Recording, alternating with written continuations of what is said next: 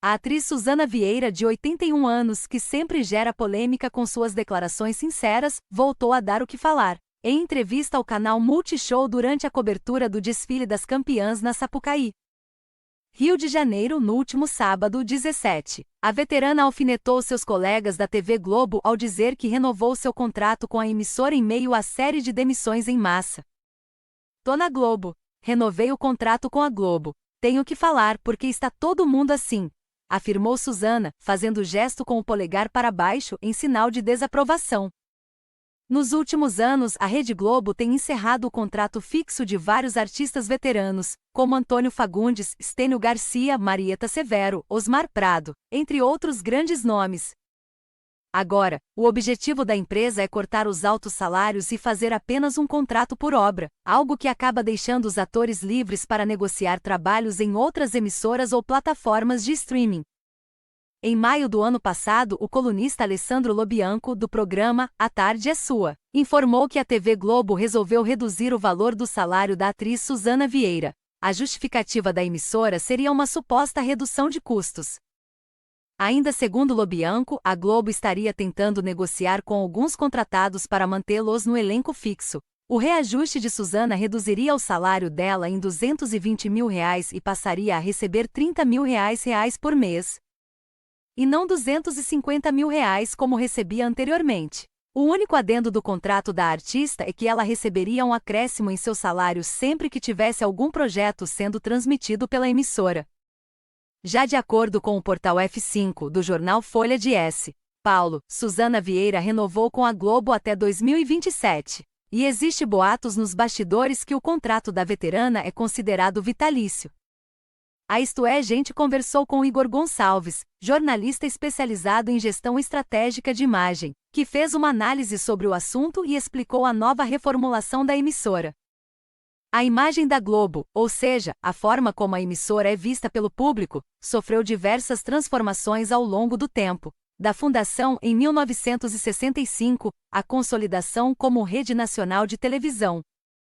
10 anos depois, passando pela expansão das operações e pela chegada à liderança de audiência, a empresa conquistou uma reputação valiosa, uma imagem construída a partir de decisões empresariais assertivas, de inovações tecnológicas, produtivas e comerciais bem implementadas, e não menos importante, de uma gestão de talentos competente. Todos esses elementos, em paralelo a acordos político-econômicos estratégicos para a empresa e a contingências, como a histórica inundação que atingiu o Rio de Janeiro em 1966 e que foi coberta ao vivo pela Globo, ajudaram a construir a reputação da emissora, uma imagem ora controversa.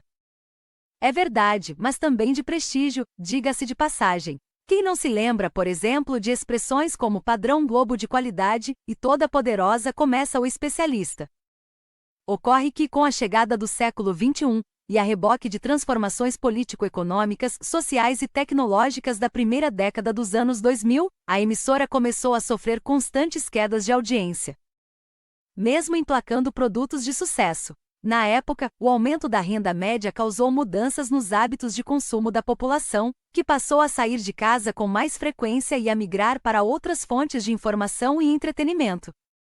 No mesmo período, a internet começou a se popularizar e a atrair parte do público das emissoras abertas de televisão.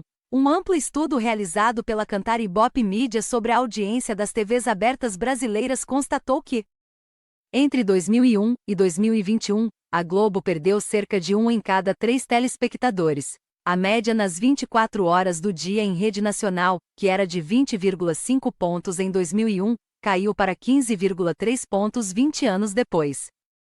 A Globo não foi a única emissora a perder espectadores. Com o crescimento do acesso à internet e a popularização do uso de dispositivos móveis como celulares e smartphones, uma parcela considerável do público das TVs passou a se inteirar dos acontecimentos e a se entreter de modo online, a partir de portais de notícias, mídias sociais, jogos eletrônicos e serviços de streaming. As mídias digitais conquistaram uma parte significativa do público. Com a debandada da audiência para outras plataformas, a publicidade também dispersou-se. Se antes as TVs disputavam as verbas dos anunciantes apenas com veículos como rádios, Jornais e revistas, por exemplo, as alternativas para a exibição de publicidade passaram a ser diversas. Instaurou-se uma guerra pela atenção, que neste momento está acirradíssima.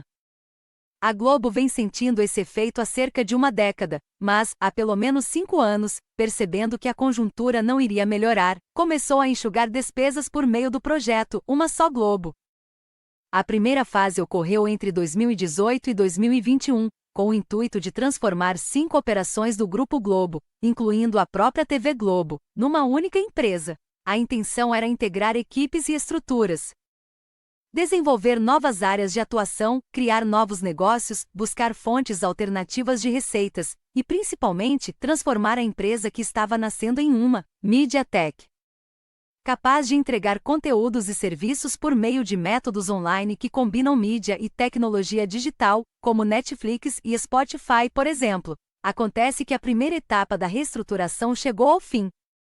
No segundo semestre de 2021, sem muito a comemorar, analisa. Renegociação de contratos, venda de propriedades e desligamentos de colaboradores tornaram-se uma constante na Globo, que está atravessando um intenso processo de digitalização e focando todas as energias no Globoplay. É importante falar que outros grupos de mídia robustos, no Brasil e no mundo, estão se reestruturando, promovendo cortes e tentando equilibrar despesas e receitas para manterem-se competitivos.